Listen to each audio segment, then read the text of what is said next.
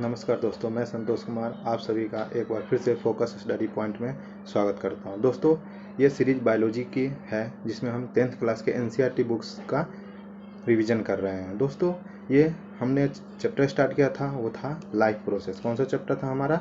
वो था life process chapter था। लाइफ प्रोसेस के इस चैप्टर में हम लोगों ने पहले ही 2 लेक्चर कर रखे हैं, जिसमें हमने बताया था स्टार्टिंग में कि लाइफ प्रोसेस किस तरह से सरवाइव करता है हमारा। उसके बाद हमने न्यूट्रिशन स्टार्ट किया था। न्यूट्रिशन में भी हमने एक क्लास ले रखा है, उसमें हमने बताया था कार्बोहाइड्रेट के बारे में। कार्बोहाइड्रेट के बाद हमने बताया था प्रोटीन के और फैट के बारे में। तो आज का जो ये लेक्चर है वो लेक्चर 3 है, और इसमें किसके बारे में पढ़ेंगे? हम विटामिन के बारे में पढ़ेंगे और किसके बारे में पढ़ेंगे? मिनरल्स के बारे में पढ़ेंगे। ठीक है दोस्तों, तो हम चलते हैं आगे की तरफ, स्टार्ट करते हैं अपने वीडियो को। दोस्तों, आज के इस वीडियो में हम किसके बारे में पढ़ने वाले हैं? हम पढ़ने वाले हैं न्यूट्रिशन के बारे में। ठीक है दोस्तों, तो हम किसके बारे में पढ़ने जा रहे हैं? हम पढ़ने जा रहे हैं न्यूट्रिशन के बारे में।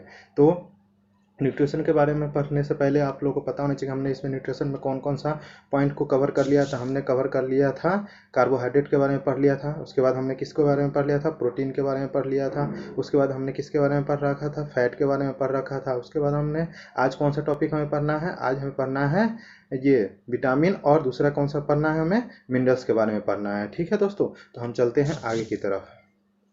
आगे की तरफ बढ़ने से पहले हम देखते हैं कि इसमें कौन कौन सा चीज़ हमें पढ़ना है। तो विटामिन जो होता है, सबसे पहले विटामिन होता क्या है? विटामिन एक केमिकल होता है। वो तो ये क्या करता है हमारे शरीर में? ये किसी भी प्रकार का एनर्जी नहीं देता है। क्या करता है? ये किसी भी प्रकार का एनर्जी नहीं देता है। तो ये करता क्या है? विटामिन जो है ना, हमारे बायोलॉजिकल रिएक्शन को कंट्रोल करता है। अब आप लोग बताओगे बायोलॉजिकल रिएक्शन क्या होता है? जैसे कि आपको प्यास लगा, उठना, कितने बजे सोना है, कितने बजे उठना है, आपको भूख लगी है, आपको प्यास लगा है, आपको इमोशंस हो रहा है, ये सारा कौन सा है? ये सारे बायोलॉजिकल रिएक्शंस है। उसको कौन कंट्रोल करता है? विटामिन कंट्रोल करता है। यदि विटामिन की क्वांटिटी हमारे शरीर में कम या ज़्यादा हो गया तो बायोलॉजिकल रिएक्शन जो है ना वो अनकंट्रोल हो जाएगा। यदि बायोलॉजिकल रिएक्शन अनकंट्रोल होगा तो हम अनकंफर्टेबल फील करेंगे। इसलिए विटामिन का काम क्या होता है? ये बायोलॉजिकल रिएक्शन को कंट्रोल करता है। ठीक है दोस्तों, तो क्या करता है? ये बायोलॉजिकल रिएक्शन को कंट्रोल करता है। उसके बाद क्या हमसे क्वेश्चन पूछा जा सकता है कि विटामिन की खोज किसने की थी? तो विटामिन की खोज किसने किया था? सी फंक ने किया था। किसने किया था? फंक नामक एक वैज्ञानिक थे, उन्होंने किसकी खोज किया था? विटामिन की खोज किया था। अब हम आगे बढ़ते हैं और देखते हैं कि विटामिन जो है ना, विटामिन वो 2 तरह का होता है। कितने तरह का विटामिन होता है? विटामिन 2 तरह का होता है। एक तो होता है कौन सा? जो फैट्स में सॉल्युबल होता है, जो वसा में घुलनशील होता है। किसमें घुलनशील होता है? जो वसा में घुलनशील होता है। और दूसरा कौन सा होता है? जो वाटर, जो जल में घुलनशील होता है। दूसरा किसमें घुलनशील होता है? जल में घुलनशील होता है। तो वाटर में कौन कौन सा होता है? ए, डी, ई और के। Vitamin A, vitamin D, vitamin E, vitamin के, ये सारे किसमें घुलनशील होते हैं? तो ये सारे घुलनशील होते हैं अपने वसा में घुलनशील होते हैं। और विटामिन बी और सी जो बच गया वो किसमें घुलनशील होते हैं? जल में घुलनशील होते हैं। दोस्तों, इसको याद रखने के लिए एक टर्म याद रख सकते हैं हम। कौन सा? कीड़ा से याद रखते हैं। क्या? के ई डी ए। यदि आप इस छोटे से टर्म को याद रखोगे, कीड़ा को याद रखोगे, तो जितने भी फैट सोलुबल विटामिन है उसे आप याद कर पाओगे। और टोटल विटामिन तो 6 ही है, तो अपने यदि 4 को याद रख लेगा तो बचा हुआ विटामिन 2 है, वो कौन सा? बी और सी। ये दोनों जल में घुलनशील है, आपको आसानी से याद रह जाएगा। और बी जो होता है दोस्तों, वो कम्प्लेक्स फॉर्म में होता है। क्योंकि देखो दोस्तों, जब भी हम दुकान में जाते हैं तो क्या बोलते हैं? भाई बी कम्प्लेक्स सिरप दे देना, क्योंकि ये कम्प्लेक्स फॉर्म में होता है। ये 8 विटामिन और 9 विटामिन के मिलके बना होता है विटामिन। विटामिन बी में हम अलग अलग विटामिन के बारे में पढ़ेंगे। ठीक है दोस्तों, तो हम आप इसको ना नोट डाउन करो, वीडियो को पॉज करके हम चलते हैं आगे। ठीक है, आगे जो हमारा है विटामिन स्टार्ट होता है। ये देखो, हमारा जो विटामिन स्टार्ट होता है वो कौन सा होता है? यहाँ से हमारा विटामिन स्टार्ट हो जाता है आपका विटामिन जो फैट में घुलनशील है। कौन कौन सा विटामिन मैंने बताया था फैट में घुलनशील? कीड़ा, के ई डी ए। ये कीड़ा से आपने याद रखा था किसको? जो भी विटामिन है वो फैट में घुलनशील है। तो हम एक एक करके सबके बारे में पढ़ लेते हैं थोड़ा थोड़ा, क्योंकि ज़्यादा दोस्तों इसके क्वेश्चन पूछे जाते हैं। ऐसे डिटेल्स में तो ज़्यादा नहीं पूछा जाएगा, आपके क्लास में दिया नहीं है, लेकिन फिर भी आप पढ़ लो। ठीक है, तो विटामिन ए जो होता है ना, इसका केमिकल नेम जो होता है ना, क्या होता है? रेटिनॉल होता है। इसका केमिकल नेम पूछा जाए तो क्या बताओगे आप? रेटिनॉल होता है। विटामिन ए स्टोर कहाँ पे होता है? तो ये कहाँ पे स्टोर होता है? लीवर के पास में होता है। लेकिन लीवर के पास जब होता है ना, जब भी विटामिन ए का देखोगे ना दोस्तों, तो ये लिक्विड वाइली फॉर्म में होता है। ये तरल अवस्था में होता है विटामिन ए। विटामिन ए का कैप्सूल नहीं आता, ये लिक्विड ही होता है। तो ये होता है ना बड़े बड़े ड्रॉपलेट्स के रूप में होता है। किस तरह से होता है ये, बड़े बड़े इस तरह से ड्रॉपलेट्स होते हैं इसके। ये कहाँ पे जाता है, ये जाता है लीवर के पास। लीवर क्या करता है, इसको सिंथेसाइज करता है। सिंथेसाइज करने के बाद क्या करता है, इसको छोटे छोटे छोटे छोटे ड्रॉपलेट में तोड़ देता है। छोटे छोटे ड्रॉपलेट में तोड़ता है और किस फॉर्म में रखता है, इसको रखता है रेहेडोस्पिन के फॉर्म में। किस फॉर्म में स्टोर करता है, रेहेडोस्पिन के फॉर्म में इसको ये स्टोर करता है। उसके बाद क्या करता है, रेहेडोस्पिन जैसे कि हमारा जो विटामिन ए है, ये हमारे आंखों के जितनी भी प्रॉब्लम आंखों से रिलेटेड होता है वो विटामिन ए की कमी के कारण होता है। क्योंकि दोस्तों हमारे जो आई होते हैं ना, आई में दो तरह के सेल होते हैं। एक होता है रॉड सेल, एक होता है कॉन सेल। रॉड सेल जो होता है ये लाइट के प्रति सेंसिटिव होता है, कॉन सेल जो होता है ये कलर के प्रति सेंसिटिव होता है। तो रेहेडोस्पिन जो है विटामिन ए जब रेहेडोस्पिन में टूटता है तो ये किसके पास जाता है, रॉड सेल के पास जाता है। और ये हमें रॉड सेल जो होता है लाइट के प्रति सेंसिटिव होता है। तो आपको पता होना चाहिए दोस्तों कि जितने भी आंख से रिलेटेड प्रॉब्लम है वो किसकी कमी से होता है, विटामिन ए की कमी से होता है। तो इसका जो डिजीज होता है नाइट ब्लाइंडनेस, रतौजी जिसको हिंदी में बोला जाता है, किसकी कमी से हो गया, विटामिन ए की कमी से होता है। दोस्तों हमने विटामिन ए पढ़ लिया है, आप इसको नोट डाउन जरूर कर लेना, बहुत ही इंपॉर्टेंट टॉपिक है ये। उसके बाद हम पढ़ेंगे कौन सा, विटामिन डी के बारे में। विटामिन डी के जो होता है ना, इसका नाम होता है कैल्सिफेरॉल। इसका रासायनिक नाम आपसे यदि किसी ने पूछा तो क्या बताओगे आप, कैल्सिफेरॉल होता है। अब ये जो होता है ना विटामिन डी एक ऐसा विटामिन है जिसको एज ए हार्मोन के रूप में भी जान सकते हैं। तो आपसे ये क्वेश्चन पूछा जा सकता है, कोई पूछ सकता है कौन सा ऐसा विटामिन है जो एज ए हार्मोन काम करता है। तो आप क्या बताओगे, विटामिन डी एक ऐसा विटामिन है जो कि एज ए हार्मोन काम करता है। आप हार्मोन के बारे में पहले पता है कि हार्मोन क्या होता है। हार्मोन वो चीज़ होता है जो हमारे शरीर में बाई बर्थ मिलता है। बाई बर्थ जो हमें जन्म के साथ साथ जो भी चीज़ मिलता है वो हार्मोन के रूप में काम करता है, ठीक है। तो विटामिन डी भी हमें जन्म के साथ साथ ही मिलता है, लेकिन ये स्किन के नीचे रहता है, ये डीएक्टिवेटेड होता है। सन की लाइट में जैसे ही हम जाते हैं तो ये एक्टिवेट हो जाता है और काम करने लगता है, ठीक है। तो इसकी यदि कमी हो जाए तो कौन सा रोग हो जाता है, ये रिकेटस रोग हो जाता है। ये किसके होता है, ये छोटे बच्चों का, 8 से 12 साल तक के बच्चों को क्या होता है, रिकेटस रोग होता है। उससे बड़े हो जाते हैं तो कौन सा रोग हो जाता है, ऑस्टोमोलेसिया रोग हो जाता है। इसमें कैसा होता है, हड्डियां मुड़ जाती है, टेढ़ी मेढ़ी हो जाती है, ऑस्टोमोलेसिया। ये 12 साल से ज्यादा के लिए है और ये 8 से लेकर के 12 साल के बच्चों में कौन सा रोग होता है, रिकेटस रोग हो जाता है, जिसको सूखा रोग बोलते हैं। और इसमें ऑस्टोमोलेसिया में कैसा होता है, हड्डियां टेढ़ी मेढ़ी होने लगती है, ठीक है दोस्तों। तो हमने विटामिन डी पढ़ लिया। विटामिन डी को भी आप वीडियो को पॉज करके और अच्छे से नोट डाउन कर लेना, ठीक है दोस्तों। हम चलते हैं नेक्स्ट विटामिन ई के पास। विटामिन ई जो होता है ना, इसका नाम क्या होता है, ये होता है टोकोफेरॉल। क्या होता है, टोकोफेरॉल, ठीक है। अब देखो ये विटामिन जो है ना, इसको ब्यूटी विटामिन के नाम से जाना जाता है। क्या, किसके नाम से जाना जाता है, ब्यूटी विटामिन। ऐसे ब्यूटी का संबंध लड़कियों से ही होता है, लेकिन ये ब्यूटी विटामिन के नाम से जाना जाता है। कौन सा विटामिन, विटामिन ई। यदि आपसे कोई पूछे कि कौन सा विटामिन ब्यूटी विटामिन के नाम से जाना जाता है तो आप क्या बताओगे, विटामिन ई जो है ना ब्यूटी विटामिन के नाम से जाना जाता है, ठीक है। और इसकी कमी से क्या हो जाता है, लड़कियों में फर्टिलिटी रेट जो होता है ना वो डिक्रीज हो जाता है। जैसे देखते हो ना, कोई की औरत जो बांझ हो जाती है उसमें क्या होता है, विटामिन ई की कमी हो जाती है। विटामिन ई की कमी हो गई तो क्या हो गया, यानी कि उसकी फर्टिलिटी रेट डिक्रीज हो गई। फर्टिलिटी रेट डिक्रीज हो गई तो उसको क्या बोला जाता है, साइंस के टर्म में स्ट्राइल बोला जाता है, ठीक है। और दोस्तों विटामिन ई का जो सबसे अच्छा स्रोत है, जिस भी चीज़ में पानी की मात्रा ज़्यादा होगा उसमें विटामिन ई ज़्यादा होता है। जैसे कि तरबूज, खरबूज, नारियल, ये सब जो है ना इसमें आपको विटामिन ई मिल जाएगा, अच्छा स्रोत होता है। उसके बाद लास्ट हमारा जो फैट सॉल्युबल विटामिन है वो कौन सा है, विटामिन के है। विटामिन के का जो नाम होता है वो फिलोक्वालिन होता है, ठीक है। फिलोक्वालिन होता है इसका केमिकल नेम, ठीक है। केमिकल नेम जरूर याद कर लेना दोस्तों आपको। आप इससे आपके क्वेश्चन बायोलॉजी में ऑब्जेक्टिव जरूर बनेंगे। उसके बाद क्या होता है, विटामिन के का जो काम होता है, ये क्या काम करता है, ब्लड क्लोटिंग करता है। ब्लड क्लोटिंग किस प्रोसेस पे होता है, तो ब्लड क्लोटिंग जो होता है कोएगुलेशन प्रोसेस पे काम करता है। किसके, स्कंदन के प्रोसेस पे काम करता है। ब्लड को ये थक्का जमाता है। विटामिन के का काम क्या होता है, ब्लड के फ्लो को रोकना, माने कि रक्त स्राव को रोकने का काम करता है। इसके जो कमी हो जाती है, क्या हो जाता है, जिसके शरीर में विटामिन के की मात्रा कम है उसके शरीर से यदि कहीं पे कट जाता है तो ब्लड का जो फ्लो है वो जल्दी रुकता नहीं। ऐसे जो नॉर्मली जो ब्लड का फ्लो होता है वो 3 से लेकर के 5 मिनट के अंदर में रुक जाता है, लेकिन जिसके अंदर विटामिन के की कमी होगी उसको 5 मिनट से ज़्यादा होगा। यदि इससे दिक्कत होती है, ब्लड का क्लॉटिंग नहीं हो पाता है, ठीक है दोस्तों। तो हमने फैट में सॉल्युबल जितने भी विटामिन थे हमने पढ़ लिए। अब हम आगे चलते हैं दोस्तों और ये देखते हैं कि वाटर सॉल्युबल विटामिन कौन कौन सा है, ठीक है दोस्तों। तो आगे चलते हैं हम।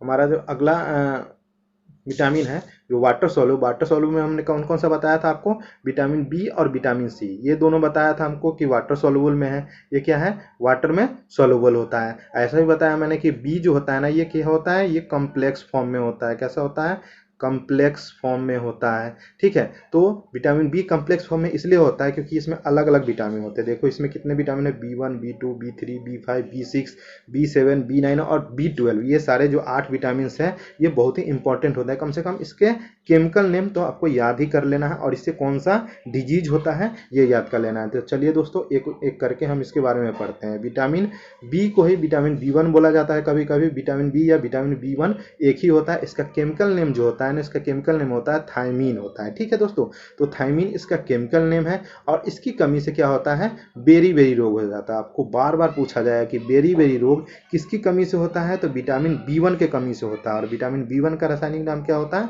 थायमीन होता है। उसके बाद विटामिन B2 आता है। विटामिन B2 का केमिकल नेम क्या होता है, विटामिन B2 का केमिकल नेम होता है राइबोफ्लोविन होता है। क्या नाम होता है, राइबोफ्लोविन होता है। ठीक है दोस्तों, और इसकी कमी से क्या हो जाता है, इसकी कमी से जो ब्लिस्टर ऑन टंग और लिप्स जीभ के नीचे और जीभ पे जो होठ के नीचे होता है ना, वहाँ पे क्या होता है, छाले पड़ जाते हैं, राउंड राउंड करके हो जाता है, उसको बोला जाता है ब्लिस्टर, छाला पड़ना। ठीक है, तो B2 का केमिकल नेम क्या हो गया, राइबोफ्लोविन। आपसे पूछेगा विटामिन B2 को किस नाम से जाना जाता है, तो आप बताना कि राइबोफ्लोविन के नाम से हम विटामिन B2 को जानते हैं। ठीक है दोस्तों, और इसकी कमी से कौन सा बीमारी होता है, तो ब्लिस्टर ऑन टंग्स और लिप्स, यानी कि जीभ और जो लिप्स होता है, ओठ होता है, उस पर छाले पड़ जाते हैं। ठीक है, तो किसकी कमी से, B2 की कमी से। उसके बाद नेक्स्ट विटामिन अपना कौन सा है, विटामिन B3 है। विटामिन B3 का केमिकल नेम क्या होता है, दो नेम होता है, इसको नियासिन भी बोला जाता है और दूसरा निकोटिक एसिड के नाम से भी विटामिन B3 को जाना जाता है। तो किस किस नाम से जाना जाता है, एक तो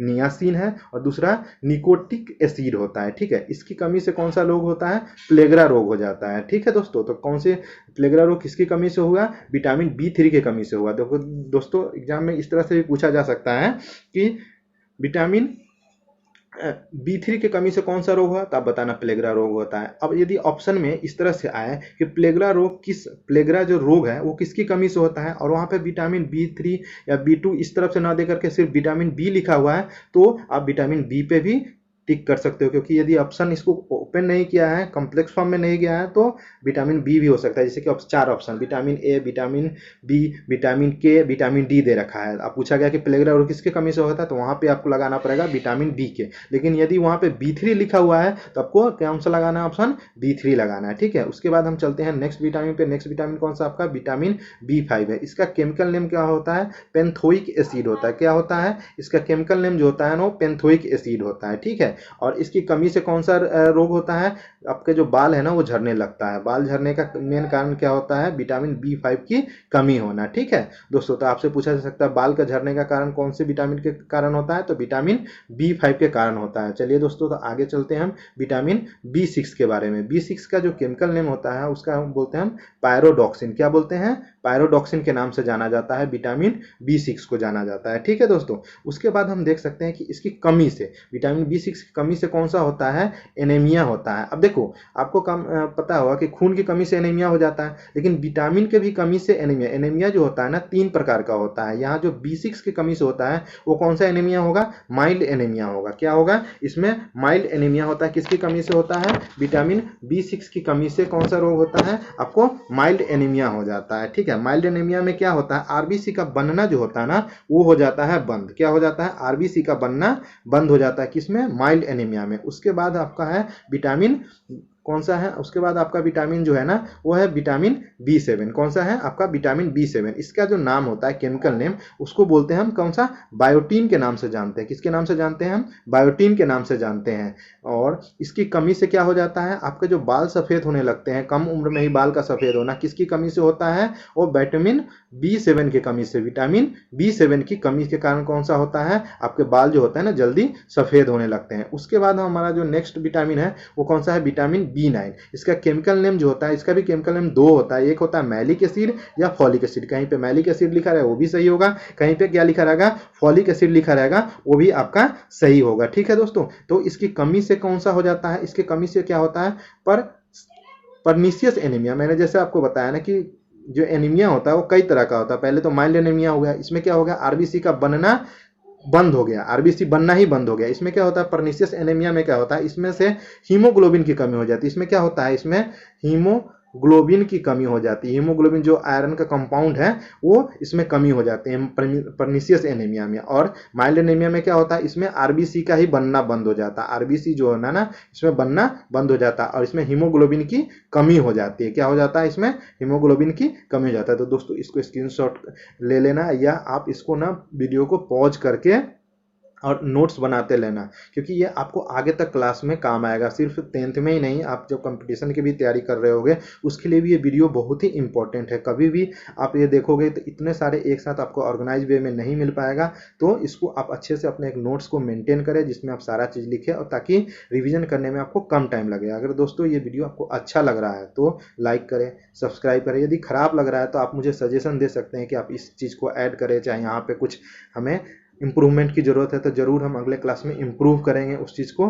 क्योंकि अभी हम सीख रहे हैं कि ऑनलाइन कैसे, क्योंकि ऑफलाइन तो हमने बहुत पढ़ा है लेकिन ऑनलाइन अभी स्टार्टिंग है। तो आप हमें कमेंट करके सजेशन दे सकते हैं कि किस तरह से हम वीडियो को आगे और प्रोसीड करें। ठीक है दोस्तों, तो अपने कौन कौन सा विटामिन पढ़ लिया हमने, विटामिन यहाँ पे पढ़ लिया, B1 पढ़ लिया, B2 पढ़ लिया, B3 पढ़ लिया, B5 पढ़ लिया, B6 पढ़ लिया, B7 पढ़ लिया, B9 पढ़ लिया। एक बार और केमिकल नेम बता देता हूँ। विटामिन B1 का केमिकल नेम क्या होता है, थायमीन होता है। विटामिन B2 का केमिकल नेम क्या होता है, राइबोफ्लोविन होता है। विटामिन B3 का केमिकल नेम 2 है, नियासिन है, और क्या है, निकोटिक एसिड होता है। ठीक है। विटामिन B5 का नाम क्या होता है, पेंथोइक एसिड होता है। विटामिन B6 का नाम क्या होता है, पैराडॉक्सिन होता है। विटामिन B7 का नाम क्या होता है, बायोटीन होता है। उसके बाद क्या है, विटामिन B9 का जो नाम होता है वो मैलिक एसिड और फॉलिक एसिड होता है। ठीक है दोस्तों, तो विटामिन बी में एक और विटामिन रह गया है, वो कौन सा, विटामिन B12 रह गया है। तो आप इसको नोट डाउन करो, हम चलते हैं आगे की तरफ। ठीक है, वीडियो को पॉज करके आप जरूर इसको नोट डाउन करना।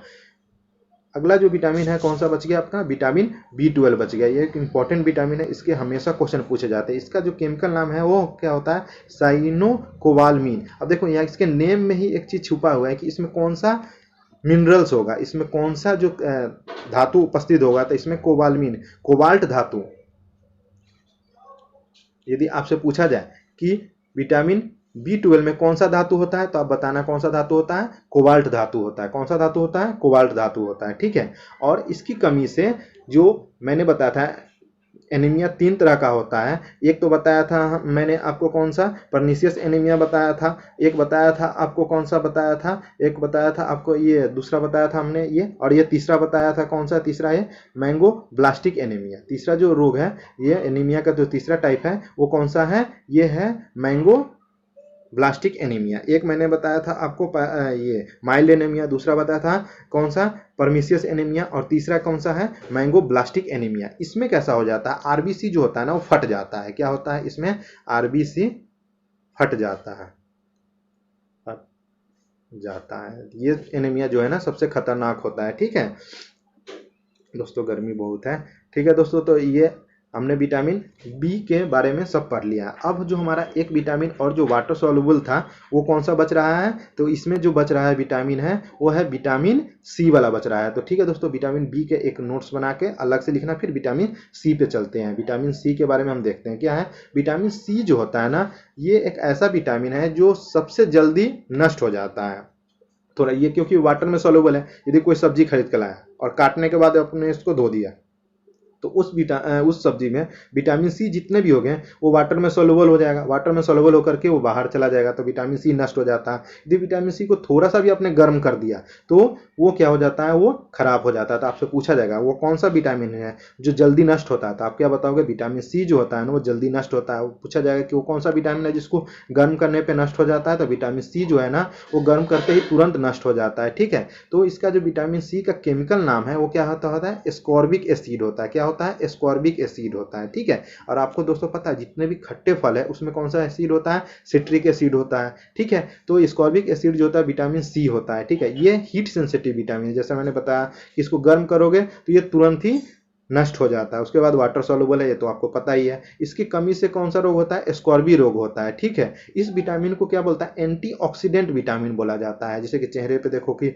ब्लीच वगैरह करते हो तो वो एंटीऑक्सीडेंट होता है। तो आप नींबू भी लगाने से क्या होता है, चेहरे पे जो ग्लो आता है वो किसकी वजह से आता है, क्योंकि जो ये है ना विटामिन सी, ये एंटीऑक्सीडेंट होता है, ये एंटीऑक्सीडेंट का गुण रखता है, जिसके कारण क्या होता है, ये चेहरे पे ग्लो ला देता है। उसके बाद क्या होता है, घाव को भरने में वुंड हीलिंग विटामिन के नाम से किसको जाना जाता है, तो विटामिन सी को जाना जाता है। आपसे पूछा जाए कि घाव भरने में कौन सा विटामिन मदद करता है, तो विटामिन सी जो होता है ना, घाव को जल्दी से भरने में मदद करता है। ठीक है दोस्तों, तो आप इसको नोट डाउन करें। आगे चलते हैं। देखो दोस्तों, यहाँ पे हमारा कैसा हो गया, विटामिन खत्म हो गया। ये सारे विटामिन जो है न्यूट्रिशन का जो पार्ट है, ये हम ह्यूमन के बारे में पढ़ रहे हैं, एनिमल्स के बारे में पढ़ रहे हैं। इसी लेक्चर में हम जो बचा हुआ है ऑटोट्रोपिक न्यूट्रिशन जो पौधे के लिए होता है वो भी पढ़ेंगे। ये हेट्रोट्रोपिक न्यूट्रिशन के अंदर का ये सारा पार्ट है। ठीक है, तो विटामिन हमारा यहाँ पे खत्म हो जाता है। अगला जो अपना टॉपिक है वो कौन सा है, वो है अपना मिनरल्स। मिनरल्स में कुछ ज़्यादा नहीं पढ़ना है दोस्तों, मिनरल्स में ये सिर्फ पढ़ना है कि कौन कौन सा मिनरल्स हमारे शरीर में ज़रूरत होता है। तो मिनरल्स जो होता है, सबसे पहले ये जान ले कि मिनरल्स की बहुत ज़्यादा ज़रूरत नहीं होती है हमारे शरीर में। मिनरल्स जो होता है वो ट्रेस अमाउंट में चाहिए होता है, मतलब कि कम अमाउंट में चाहिए होता है। ट्रेस का मतलब होता है बहुत ही कम मात्रा में चाहिए होता है। तो जैसे कि आयरन है, आयरन कहाँ पर रहता है, ब्लड में पाया जाता है। आयरन जो मिनरल्स है कहाँ पर पाया जाता है, ब्लड में पाया जाता है। उसके बाद कौन सा है, कॉपर। कॉपर कहाँ पर पाया जाता है, लीवर में पाया जाता है और बाइल जूस में पाया जाता है। तो आपसे पूछेगा कॉपर कहाँ कहाँ पे पाया जाता है, तो आप बताना कि लीवर यकृत में पाया जाता है और बाइल जूस में पाया जाता है, पित्ताशय में पाया जाता है। उसके बाद पूछा जाएगा कि ये पोटेशियम कहाँ पर पाया जाता है, ये लीवर में पाया जाता है, किडनी में पाया जाता है और ब्लड में पाया जाता है। ठीक है, उसके बाद आपसे पूछा जाए कि कैल्शियम कहाँ पे पाया जाता है, तो बताना कि आपके बालों में पाया जाता है, नाखून में पाया जाता है, हड्डियों में पाया जाता है, दांतों में पाया जाता है। और ये चीज़ जरूर बताना कि ब्लड जो होता है ना, वो हमारे कैल्शियम जो होता है, कैल्शियम वो हमारे ब्लड में भी पाया जाता है। ठीक है दोस्तों, तो आज से ये भी बताना है कि ब्लड में क्या पाया जाता है, कैल्शियम पाया जाता है। तो अब बदलेगा कि कैसे कैल्शियम पाया जाता है, तो एक्सेस जो अमाउंट होता है ना कैल्शियम का, वो चला जाता है ब्लड में। और आपको पता है कि जो पथरी होती है, जो बोलते हैं ना कि पेट में पत्थर हो गया, तो पत्थर तो हम खाते नहीं है, तो पत्थर बनता कैसे है, जो एक्सेस जो ब्लड है, जो ब्लड के अंदर जो कैल्शियम है वो, और हम बाहर से कौन सा खाते हैं, ये खाते हैं टमाटर। टमाटर में कौन सा होता है, एक्जोलिक एसिड। एक्जिलिक एसिड होता है। तो एक्जोलिक एसिड और कैल्शियम जो मिलता है तो कैल्शियम ऑक्जिलेट बना देता है। क्या बना देता है, कैल्शियम ऑक्जिलेट बना देता है। वही जो होता है ना पथरी का रूप ले लेता है। तो पथरी का जो फॉर्मूला होता है वो क्या होता है, कैल्शियम ऑक्जिलेट के नाम से जाना जाता है। ठीक है दोस्तों, तो अगला जो हमारा मिनरल्स है वो है सोडियम। सोडियम कहाँ पे पाया जाता है, ब्रेन में पाया जाता है। दिमाग के लिए नमक बहुत जरूरी है। ठीक है, उसके बाद ब्लड में पाया जाता है और पसीने में, स्वेट्स में पाया जाता है। उसके बाद जिंक जो है कहाँ कहाँ पे पाया जाता है, अपने सलाइवा में पाया जाता है, इंसुलिन में पाया जाता है और टीयर्स में पाया जाता है। दोस्तों ये क्वेश्चन आपसे पूछा जा सकता है कि इंसुलिन के निर्माण में कौन सा धातु मदद करता है, तो आप क्या बताओगे कि इंसुलिन के निर्माण में जिंक धातु जो है ना वो मदद करता है। उसके बाद आयोडीन जो होता है किसके काम आता है, ये थायराइड ग्लैंड को कंट्रोल करता है। ठीक है, इसके कमी से क्या हो जाता है, घेंगा रोग हो जाता है। उसके बाद मैग्नीशियम कहाँ पे पाया जाता है, मैग्नीशियम जो हमारे मसल्स है ना, मसल्स है उसमें पाया जाता है। उसके बाद सल्फर और फास्फोरस कहाँ पे पाया जाता है, दांतों में पाया जाता है, मसल्स में पाया जाता है और हड्डियों में पाया जाता है। उसके बाद कोबाल्ट धातु कहाँ पे पाया जाता है, विटामिन B12 में। मैंने अभी थोड़ा देर पहले बताया था कि विटामिन B12 में कौन सा धातु होता है, तो कोबाल्ट धातु होता है। तो दोस्तों इस तरह से हमने न्यूट्रिशन, जो ह्यूमन का न्यूट्रिशन है वो पूरा कंप्लीट कर लिया है। उसके बाद हमारा जो ऑटोट्रोपिक न्यूट्रिशन बच रहा है वो हम इसी लेक्चर में कंटिन्यू करेंगे। तो इसको आप वीडियो को पॉज करें और अच्छे से नोट्स में मेंटेन कर ले। ठीक है दोस्तों, तो हम चलते हैं आगे की तरफ। आगे जो है हमारा वो है ये ऑटोट्रोपिक। जैसे कि हमने अभी बताया आपको कि मोड्स ऑफ न्यूट्रिशन जो होता है दो तरह का होता है। एक होता है ऑटोट्रोपिक, दूसरा क्या होता है, हेट्रोट्रोपिक होता है। दूसरा क्या होता है, हेट्रोट्रोपिक हो जाता है। उसके बाद हमने पढ़ लिया था ये जो हेट्रोट्रोपिक है, इसके बारे में हमने पूरा पढ़ लिया। ये ह्यूमन से रिलेटेड है। ठीक है, तो इसके बारे में हमने पूरा जितना अभी तक पढ़ा है वो सारा किसके रिलेटेड है, ये हेट्रोट्रोपिक में हम पढ़ रहे हैं। आज पढ़ेंगे किसके बारे में, ऑटोट्रोपिक के बारे में पढ़ेंगे। तो ऑटोट्रोपिक क्या होता है, kind of nutrition in which inorganic materials like carbon dioxide, water, ये सब यूटिलाइज किया जाता है किसके लिए, खाना को बनाने के लिए। खाना जो होता है ना, पेड़ पौधे किस प्रोसेस से बनाते हैं, फोटोसिंथेसिस की प्रक्रिया से, प्रकाश संश्लेषण की प्रक्रिया से खाना बनाते हैं। तो ये क्या होता है, ऑटोट्रोपिक, स्वपोषी। ठीक है, और इसमें क्या होता है, ग्रीन प्लांट्स आते हैं। तो ठीक है, ऑटोट्रोपिक न्यूट्रिशन के अंदर कैसे का आता है, ऑटोट्रोप जो होता है यूज क्या करते हैं, सिंपल इनऑर्गेनिक मटेरियल। किसको करते हैं, सिंपल इनऑर्गेनिक मटेरियल को, उसको कन्वर्ट किस में करते हैं, कम्प्लेक्स और हाई एनर्जी मॉलिक्यूल्स में कन्वर्ट करते हैं। और कम्प्लेक्स और हाई एनर्जी मॉलिक्यूल्स क्या होता है, मैंने बताया था आपको कि कार्बोहाइड्रेट्स जो होता है ना वो कम्प्लेक्स फॉर्म में होता है। तो देखो पौधे क्या होते हैं, सूर्य से प्रकाश लेते हैं और कार्बन डाइऑक्साइड और जल, मिट्टी से जल लेते हैं, इस दोनों का यूज करके क्या बनाते हैं, कार्बोहाइड्रेट बनाते हैं। और कार्बोहाइड्रेट को यूज हम लोग कर लेते हैं, यानी कि कार्बोहाइड्रेट जो होता है कॉम्प्लेक्स फॉर्म में होता है, ठीक है। तो autotrophic nutrition is a process by which autotrophs likes take carbon dioxide and water and convert these carbohydrate in the presence of chlorophyll on sunlight। Sunlight, सूर्य के प्रकाश और क्लोरोफिल की उपस्थिति में जो पौधे होते हैं, हरे पौधे होते हैं, वो क्या करते हैं, कार्बन डाइऑक्साइड जो वायुमंडल में है उसको लेते हैं और उसके बाद जो वाटर है, जो जमीन में जो पानी है, उसको लेकर के क्या करते हैं, ये कॉम्प्लेक्स फॉर्म में कन्वर्ट कर देते हैं, कार्बोहाइड्रेट में कन्वर्ट कर देते हैं। और आपको दोस्तों पता है क्लोरोफिल में जो होता है ना, क्लोरोफिल में आपसे पूछा जाए कि कौन सा धातु पाया जाता है क्लोरोफिल में, तो मैग्नीशियम धातु जो Mg है ना, मैग्नीशियम धातु, वो किस में पाया जाता है, क्लोरोफिल में पाया जाता है। क्यों पाया जाता है, क्योंकि सूर्य से आने वाली जो एनर्जी है वो इतनी हाई होती है, यदि पत्तियों में ये पाया नहीं जाएगा तो उसको क्या करेगा, जला देगा। तो सूर्य के प्रकाश से जलने से बचने के लिए पत्तियों में कौन सा धातु पाया जाता है, मैग्नीशियम धातु पाया जाता है। ये क्या करता है, एनर्जी को ऑब्जर्व कर देता है। किस तरह से ये प्रोसेस होता है, carbon dioxide CO2 plus H2O मिलता है सनलाइट और क्लोरोफिल के प्रेजेंस में, तो कौन सा बनता है, ये बनता है आपका कैसे, CO2 और H2O। जब सूर्य की प्रकाश की उपस्थिति में और क्लोरोफिल के उपस्थिति में जब रिएक्शन करता है तो बनता है क्या, ग्लूकोज बनता है। C6H12O6 को क्या बोलते हैं हम, ग्लूकोज बोलते हैं। और ऑक्सीजन रिलीज होता है जो हम श्वास के लिए लेते हैं, और उसके बाद जल को वाष्पोत्सर्जन के रूप में निकलता है, ठीक है। तो आपको ये पता होना चाहिए कि ये जो मैंने ये बता रखा है, कार्बोहाइड्रेट में पढ़ाया था जब, कि C6H12 और O6 ये कार्बोहाइड्रेट होता है। इसमें कार्बन, हाइड्रोजन और ऑक्सीजन, इसका जो रेशियो होता है वो फिक्स होता है, 1:2:1 के रेशियो में ही हमेशा रहेगा। चाहे कोई भी कार्बोहाइड्रेट ले, उसमें कार्बन, हाइड्रोजन, ऑक्सीजन का जो रेशियो होगा 1:2:1 में ही होगा, ठीक है दोस्तों।